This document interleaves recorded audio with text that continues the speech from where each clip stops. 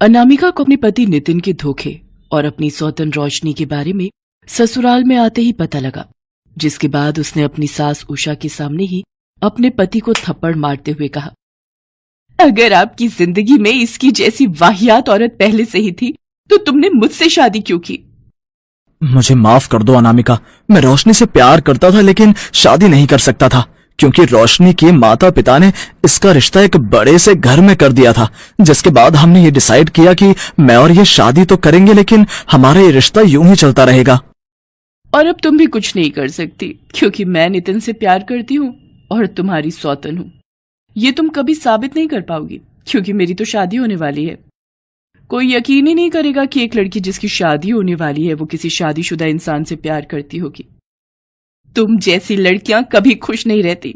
और माँ जी, आपने क्या सोचकर मेरी शादी अपने बेटे से करवाई? अरे सच्चाई जानकर भी आपने मुझे फंसाया। बहू, मुझे माफ कर दे, मैं ममता के मोह में थी। नितिन ने कहा उसे अपने और रोशनी के रिश्ते को दुनिया से छुपाए रखने के लिए शादी करनी होगी और मैंने उसकी शादी करा दी। मैं आपको कभी माफ नहीं करूंगी, मैं कभी किसी को माफ नहीं करूंगी। अनामिका शादी के पहले ही दिन धोखा मिलने पर टूट सी गई थी और अपने कमरे में बैठकर रो रही थी। कुछ ही देर में वहां खाना लिए उसकी सास उषा आती है, जो अपनी बहू के आंसू पोंछते हुए कहती है, बहू, मैं जानती हूं कि तू मुझसे भी नाराज है, लेकिन मैंने तेरी शादी अपने बेटे से इसलिए करवाई ताकि तू उसे बचा सके। रोशनी एक सही लड़की नहीं है। मानती हूं कि वो नितिन से प्यार करती है, लेकिन उसके लिए प्यार से ज्यादा पैसे मायने रखते हैं। क्या मतलब माँ जी? आप जो कहना चाहती हैं उसे साफ साफ कहिए। मैं कभी भी नितिन और रोशनी की शादी के खिलाफ नहीं थी। बावजूद इसके रोशनी ने नितिन से शादी नहीं की, क्योंकि उसके पास इतना पैसा नहीं था जितना उस लड़के के पास है जिससे रोशनी के साथ शादी होने वाली है।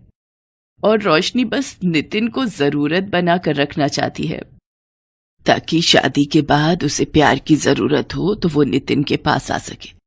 इसलिए वो नितिन का घर बसने नहीं देना चाहती।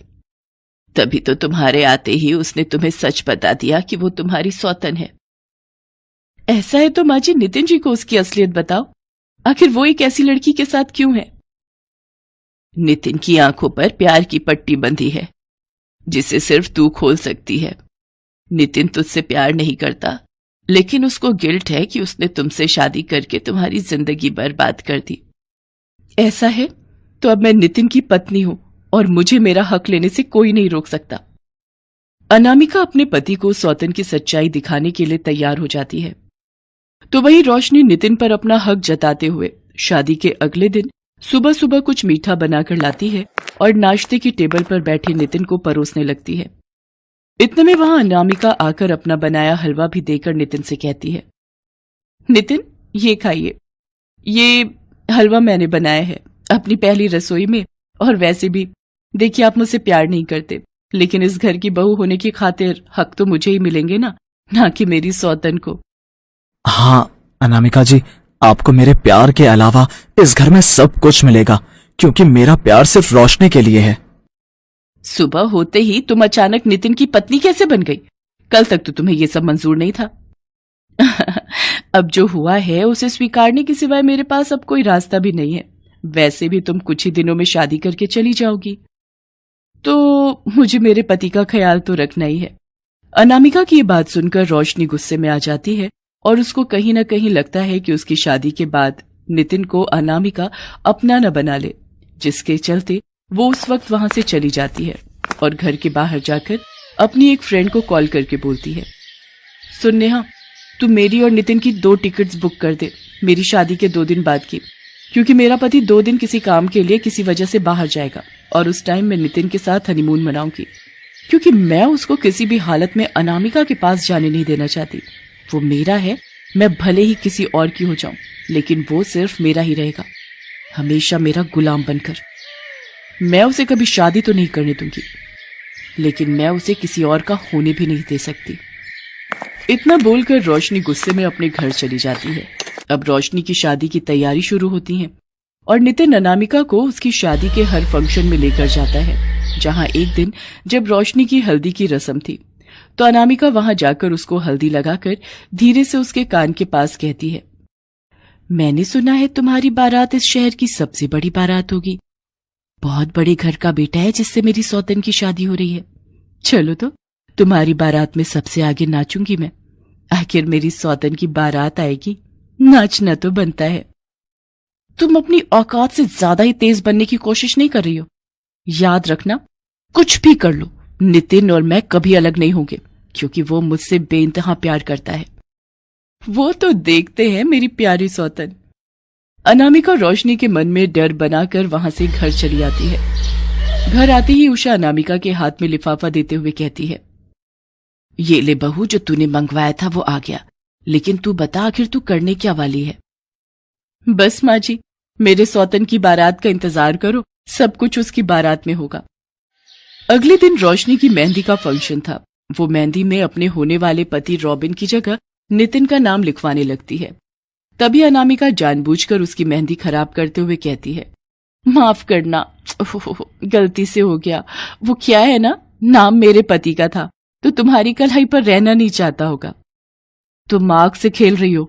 अगर मेरे और नितिन के बीच में आई तो मैं तुम्हारा नामो निशान मिटा दूंगी इस दुनिया से।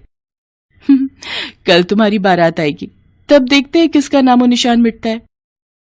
अनामिका की धमकियों से रोशनी के मन में डर तो बैठ जाता है कि आखिर अनामिका क्या करेगी, लेकिन वो इस बात के लिए कॉन्फिडेंट भी थी कि अनामिका कुछ भी कर ले, नितिन उसको नहीं छोड़ेगा।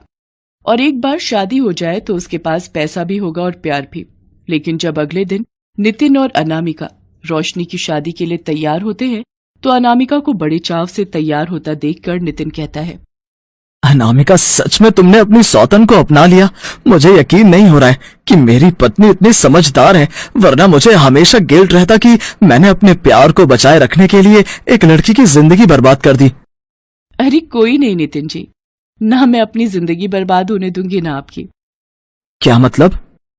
कुछ नहीं, चलो लेट हो रहा है, रोशनी की बारात आती ही होगी। अनामिका और नितिन तैयार हो रहे होते हैं रोशनी की शादी में जाने के लिए। जहां पहुंचने के बाद ही रोशनी की बारात धूमधाम से आ रही है। सामने खड़ी रोशनी भी अपनी बारात को आता देखकर मन ही मन खुश होती है कि अब उसके पास पैसे भी होंगे और प्यार भी।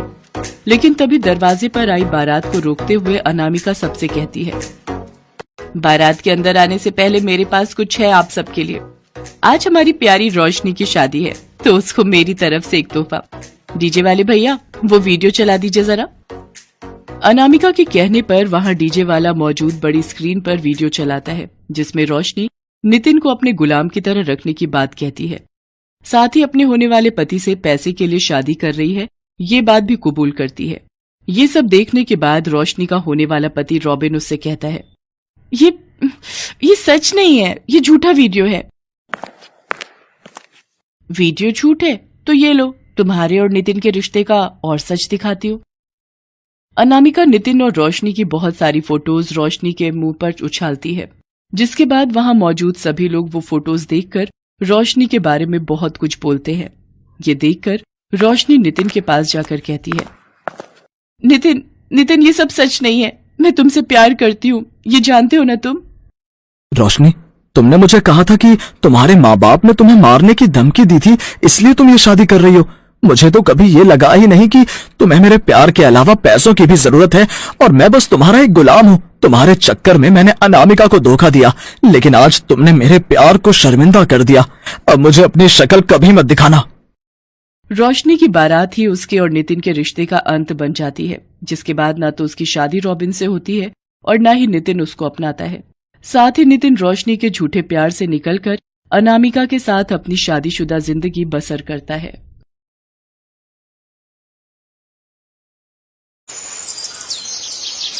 सुहानी, कहाँ हो? जल्दी से मुझे मेरा लैपटॉप दे दो, मुझे ऑफिस के लिए निकलना है। जी बस आ गई, ये लो आपका लैपटॉप, और ध्यान से जाना और शाम को जल्दी आ जाना। हाँ जल्दी आ जाऊंगा, बाय। इतना कहकर गौरव अपनी बीवी सुहानी के माथे पर किस करके दफ्तर के लिए निकल जाता है। उसके जाते ही सुहानी भी घर के कामों में लग जाती है। तभी सुहानी कुछ बेकार सामान रखने के लिए स्टोर रूम में जाती है, जहां उसकी नजर गौरव और नैना की सगाई की पुरानी तस्वीरों पर जाती है। सुहानी उस तस्वीर को उठाकर सोचने लगती है, नैना अपनी बेस्ट फ्रेंड सुहानी को अपने बॉयफ्रेंड गौरव से मिलवाने के लिए रेस्टोरेंट में लाती है। तभी सुहानी नैना से बोलती है, नैना यार, कहाँ है तेरा गौरव, जिसके चरणों का प्रकाश अभी तक इस रेस्टोरेंट में नहीं पड़ा? कब से इंतजार कर रहे हैं। अरे आते ही होंगे, थोड़ा सब्र कर ले, मैं कॉल करती हूँ उनको। इतना कहकर नैना जैसे ही गौरव को फोन करने लगती है, तभी गौरव वहां पर हाथों में फूलों का गुलदस्ता लेकर आता है और नैना को देते हुए बोलता है, सॉरी स्वीट हार्ट, मैं लेट हो गया। रास्ते में कार खराब हो गई थी तो कैब बुक करके आया हूँ, इसीलिए लेट हो गया, सॉरी। इट्स ओके, हम भी अभी आए हैं। झूठ बोल रही है ये, 1 घंटे से वेट कर रहे हैं। सुहानी कुछ भी मत बोल। गौरव, ये मेरी बेस्ट फ्रेंड सुहानी है। हेलो सुहानी। हाय, मुझे भूख लग रही है, कुछ ऑर्डर कर सकते हैं? हाँ हाँ बिल्कुल। इतना कहकर गौरव वेटर को बुलाता है और ऑर्डर देता है। सुहानी को गौरव पहली ही नजर में काफी आकर्षक लगता है। वो नजरें भर कर उसे देखते रह जाती है। कुछ देर बाद खाना खा पी कर सब वापस जाने लगते हैं। तभी गौरव, नैना रुको, जो तुम्हारे लिए लेकर आया था वो देना ही भूल गया। ये प्लेटिनम की गले की चेन है, तुम्हें चाहिए थे ना? वाओ, ये कितनी खूबसूरत है। तुमसे कम खूबसूरत है। ध्यान से जाना और हाँ, पहुंचकर कॉल कर देना। और आपसे मिलकर भी अच्छा लगा सुहानी, बाय। इतना कहकर गौरव वहां से चला जाता है। नैना और सुहानी वापस अपने अपने घर आते हैं। कुछ ही दिनों में नैना के घर वाले अपनी बेटी की शादी की तारीख निकलवाते हैं। शादी की शॉपिंग और शादी के छोटे मोटे फंक्शन के दौरान सुहानी की मुलाकात कई बार गौरव से होती है और दिल ही दिल में सुहानी गौरव को चाहने लगती है। सुहानी इतना सोचकर उस तस्वीर को वहीं छोड़कर स्टोर रूम से बाहर आते हुए खुद से कहती है, नहीं नहीं, जो आज तक नहीं हुआ वो अब भी नहीं होगा। गौरव जी को कभी मेरी सच्चाई मालूम नहीं होगी कि उनकी बीवी बनने के लिए मैंने बहुत कुछ किया है और फाइनली वो मुझे मिल गए हैं जो मुझे चाहिए था। सुहानी इतना बोल ही रही होती है कि तभी उसकी सास माला वहां आकर कहती है, अरे बहू, क्या हो गया, अकेले में कौन से भजन गा रही है? नहीं नहीं माँ जी, कुछ भी नहीं, आप आ गई मंदिर से, चाय लाऊं आपके लिए? हाँ, और साथ में थोड़ी मट्ठी भी ले आना। जी माँ जी, ठीक है। इतना कहकर सुहानी रसोई में जाती है। चाय के साथ मट्ठी लाकर माला को परोसती है। चाय पीकर माला बोलती है, चाय ठीक है, बाकी का खाना भी जल्दी बनाकर तैयार कर देना, तब तक मैं अपने कमरे में रेस्ट करने जाती हूँ। घर का सारा काम अच्छे से खत्म करना बहू। जी माँ जी, आप रेस्ट कर लो, मैं सारा काम कर लूंगी। इतना कहकर सुहानी घर के कामों में लग जाती है। तभी रसोई में काम करते करते सुहानी का हाथ चाकू से कट जाता है और उसके हाथ से खून बहने लगता है। उस खून को देखकर सुहानी सोचने लगती है। सुहानी के सिर पर गौरव को पाने का भूत सवार हो गया था। एक रात बेड पर लेटे हुए सुहानी अपने फोन में गौरव की फोटो देखती है और खुद से कहने लगती है, गौरव, तुम नहीं जानते मैं तुमसे कितना प्यार करने लगी हूँ। जिस तरह तुम नैना का ख्याल रखते हो, उसकी हर छोटी बड़ी जरूरत को पूरा करते हो ना, वो सब कुछ मुझे चाहिए। फिर चाहे मुझे मेरी दोस्त नैना को इस दुनिया से हमेशा के लिए रफा दफा क्यों न करना पड़े, मैं कदम पीछे नहीं करूंगी। बस मुझे तुम्हारी पत्नी बनना है। जैसे जैसे नैना गौरव की शादी के दिन पास आ रहे थे, वैसे वैसे सुहानी का पागलपन दिन पर दिन बढ़ रहा था। ऐसे ही शादी से कुछ दिन पहले सुहानी नैना को अपने घर बुलाती है। सुहानी, क्या हुआ, तुमने अचानक मुझे यहाँ क्यों बुलाया? कोई बात है क्या? नैना, मुझे तुमसे कुछ जरूरी बात करनी है। हाँ कहो, क्या हुआ? नैना, मैं एक लड़के से बहुत प्यार करती हूँ, इतना कि मैं उसके प्यार के लिए कुछ भी कर सकती हूँ और मैं चाहती हूँ कि मेरी शादी जल्दी से उस लड़के से हो जाए। पर क्यों सुहानी, बोलना। पर कोई है जो मेरे प्यार के बीच में आ रहा है। कौन है सुहानी? मैं बात करूं उससे? बोल। और कोई नहीं बल्कि मेरी दोस्त नैना, तुम खुद हो। तुम जानती हो मैं किससे प्यार करती हूँ? गौरव से, और उसे पाना जिद है मेरी। इसलिए अब वक्त आ गया है कि तुम इस दुनिया को अब टाटा बाय बाय बोल दो। इससे पहले कि नैना सुहानी को कुछ कह पाती, सुहानी एक तीखे चाकू से नैना के दिल को चीर देती है और नैना की वहीं मौत हो जाती है। जिसके बाद सुहानी नैना की लाश को घर के बाहर गार्डन में दफना देती है और नैना की कार को ड्राइव करके खाई तक ले जाती है और वहां से कार को नीचे धकेल देती है। जिसके बाद सुहानी पुलिस को फोन करके वहां बुलाती है। नैना के घर वालों और गौरव को जब नैना के एक्सीडेंट की खबर मिलती है तो सभी इस हादसे की जगह पर आते हैं और पुलिस की जांच के दौरान बॉडी न मिलने पर नैना के केस को मौत और एक्सीडेंट बताकर फाइल बंद कर दी जाती है। नैना को मारने के बाद हमदर्दी दिखाने के लिए मैं गौरव के करीब आई और उससे शादी कर ली। धोखे से उसकी बीवी बनी। अपनी खुशियों को पाने के लिए अगर मैंने किसी को धोखा दे दिया तो क्या हुआ? जिंदगी में अपनी खुशी हासिल करने के लिए अगर कुछ करना पड़े तो वो गलत नहीं होता। मैंने जो किया वो बिल्कुल ठीक था और मैं कभी किसी को कुछ नहीं बताऊंगी। सुहानी इतना सोच ही रही होती है कि तभी वहां पर गौरव आकर बोलता है, तुम्हें क्या लगा था सुहानी? तुम मुझे बताओगे नहीं तो मुझे पता नहीं चलेगा। अब क्या पता चल गया? मैंने तो आपसे कुछ नहीं छुपाया। आप किस बारे में बात कर रहे हैं? यही कि आज संडे है यार, आज ऑफ है ऑफिस का, और मैं खामखा तैयार होकर ऑफिस के लिए निकल गया, पर थोड़ी आगे जाकर मुझे याद आ गया और मैं वापस आ गया। वैसे तुम्हारे चेहरे का रंग क्यों उड़ा हुआ है? कुछ नहीं, मैं बहुत प्यार करती हूँ आपसे। मैं भी बहुत प्यार करता हूँ जान। चलो अब रेडी हो जाओ, घूमी घूमी करने चलें। सुहानी जल्दी से तैयार हो जाती है और दोनों घूमने के लिए बाहर चले जाते हैं और सुहानी के धोखे से बनी बीवी होने का सच किसी को पता नहीं चलता।